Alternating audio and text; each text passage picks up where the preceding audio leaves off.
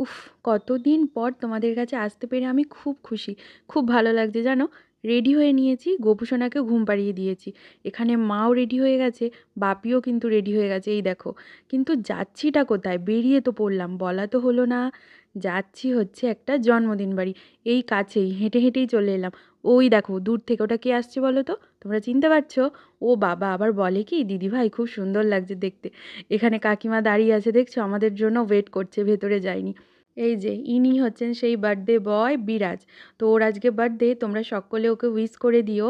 আর এখানে দেখো ও ওখানে খেতে বসেছে, আর ওর দিদুন গিফটগুলো সরাচ্ছে বলে ও রাগ করছে। যাই হোক, আমরা এখানে ঘরে সবাই মিলে অনেক মজা করছিলাম। অনেক দিন পর সবার সাথে দেখা হলে যা হয় আর কি। দেন খেতেও বসে গেছি, কিন্তু কি কি খেয়েছি সেগুলো তোমরা অন্য একটা ভ্লগে দেখতে পাবে। তো এখান থেকে পাশেই আমার কাকিমাদের বাড়ি, সেখানেও আমরা লাস্টে গিয়েছিলাম। আর দেখো কত মজা করছিলাম, অনেক মজা হয়েছে।